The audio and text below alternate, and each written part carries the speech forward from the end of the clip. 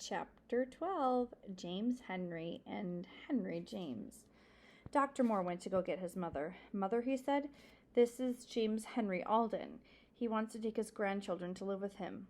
"I'm afraid they won't want to go with you," said Mrs. Moore, "until they learn to like you. And they won't want to go while Violet is sick." "Can't I see them?" begged Mr. Alden. "I won't tell them who I am." "That would help," agreed the doctor. "If they grow to like you before they know who you are, things will be easier." "Yes," said Mrs. Moore. "Stay with us for a little while. The children will learn to like you, and then we can tell them that you are their grandfather." "Thank you," said Mr. Alden. "I will go home and get some clothes and come back, and I will give you the $5,000. But Dr. Moore would not take the money. "I just want these children to be happy," he said. When Mary learned she was to cook for Mr. Alden, she was frightened. "How can I cook for him?" she cried. "He has everything. He is a very rich man." "You can cook for anyone," said Dr. Moore kindly. "Just get one of your good chicken dinners and make some cherry dumplings." At dinner, Mr. Alden saw all of his grandchildren but Violet. He smiled with delight when he saw Jessie come into the room in her quiet way. "Children," said Mrs. Moore, "this is Mr. Henry." Benny laughed. "Henry and Mr. Henry," he remarked. "That is funny." Henry shook his hands with Mr. Alden before he sat down at the table. "Where have I seen this man before?" he thought. The children liked to hear Mr. Henry talk. He told them about a big cucumber in his garden. The cucumber was growing inside a bottle, and he couldn't get it out. "Why not?" asked Benny. "It is too big," said Mr. Alden. "How did it get in?" asked Benny. "It was a little cucumber when it went in," said Mr. Alden. "A cucumber will grow with the same in a bottle. It will grow so big that you can't get it out." "I'd like to see the cucumber," said Benny, stopping in the middle of his cherry dumpling. "Would you really?" asked Mr. Alden, delighted. "Some day you and I will go over and pick it." "And we can bring it to Violet," said Benny. "Yes, and we'll bring it to Violet," agreed Mr. Alden. Henry thought again. "Where have I seen that man before? I wish I could remember." He could not remember, but he liked Mr. Alden very much. All the children liked him because he was so kind to them. At last, one day, Mr. Alden could see Violet and went softly into her room with some beautiful flowers from his garden. The children loved him when he patted Violet's dark head and told her that he was sorry she had been sick. He told her, too, about his garden, where the flowers came from. "I'd like to see your garden," said Violet. "I love flowers." "How long are you going to stay, Mr. Henry?" asked Benny. "Shh, Benny," said Jessie. "I want to stay here as long as I can, my boy," said Mr. Alden quietly. Henry looked at the man again. He knew he'd heard him say "my boy" before. Now, where was it? He could not remember. After dinner, Mr. Alden sat under a tree reading. Henry was working in the flower garden in front of the house. He looked at Mr. Alden again and again. Suddenly it came to him, as the man smiled over his book. "It is the same man who gave me the $25 prize and the silver cup," he said to himself. "I didn't remember him at first because I was so excited when he shook hands with me." He took another look and said again, "It's the very same man." Henry sat up thinking a little while. Then he got up and went to find Dr. Moore. "Do you know who gave me the prize on field day?" he asked the doctor.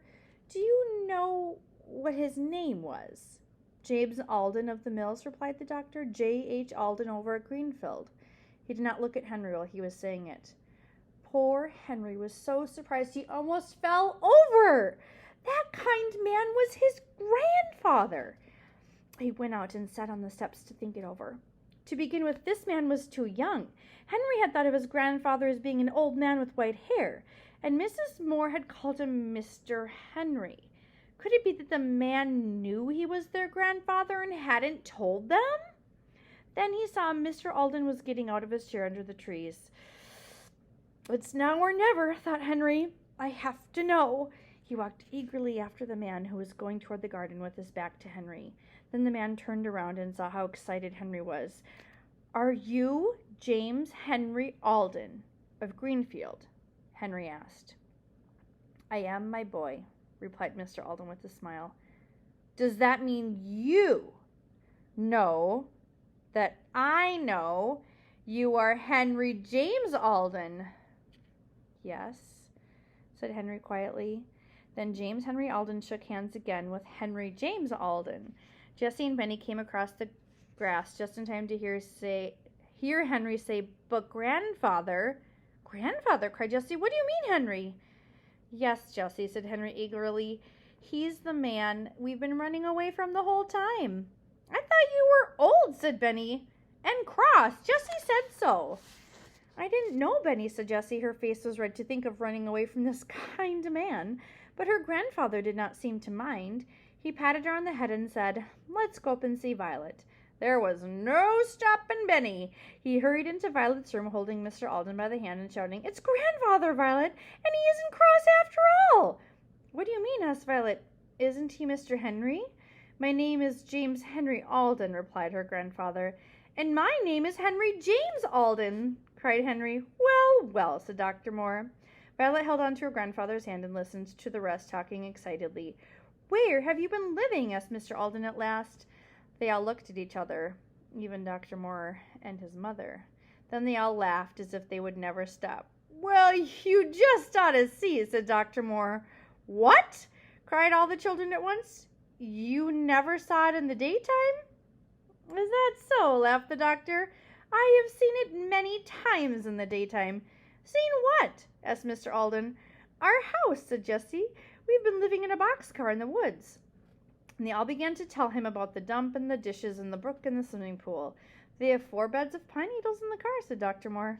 "How do you know?" asked Jessie. "Well," said Dr. Moore, "the first day Henry worked for me, I walked after him as far as the hill." "Why did you do that?" asked Mr. Alden. "I liked him. I saw he was a fine boy, and I wanted to know where he lived." "But you can't see the boxcar from the hill," said Jessie. "No, but I came back that night and looked around," said Dr. Moore. "About 10 o'clock, said Jessie. "Yes," said the doctor. "I stepped on a stick, and you heard me." "Our rabbit!" cried Jessie and Henry. "Watch barked." "Yes, I heard the dog bark, so I knew you were in the boxcar, and then I went home." "But you came back?" asked Jessie. "Oh, yes. When you were picking cherries, I went up to see your house. I wanted to see if you had enough to eat and enough dishes." "Why didn't you tell me?" asked Mr. Alden. "Didn't you know that they were my grandchildren?" The doctor laughed. "Yes, I did, but they were having such a fine time that I didn't want to tell. They got along very well until Violet got sick, and then I told you." "I'm glad you did," said Mr. Alden. "I've seen your house, too," said Mrs. Moore. "I went up one day and saw all your dishes. I liked your big pitcher and teapot." "All of you have seen it but me?" said Mr. Alden. "We'll show it to you," said Benny. "I'll show you my cart made out of wheels and my pink cup." "Good for you, Benny," said his grandfather, much pleased. "When Violet gets well, we'll all go up there. If you will show me your house, I'll show you my house." "Do you have a house?" asked Benny in surprise. "Yes. You can live there with me if you like it. I've been looking for you children for a long time." Violet was soon well again, and one afternoon they all started out to see the boxcar. The doctor took them in his car. Many people looked out of their windows to watch Mr. Alden and his grandchildren. They were glad that the children had found such a kind grandfather at last. When they arrived at their home, they ran around, all talking excitedly. Watch sniffed and sniffed all around, looking for the bone he'd buried. Everything was the same. "Here is the dam for our pool," said Henry to his grandfather.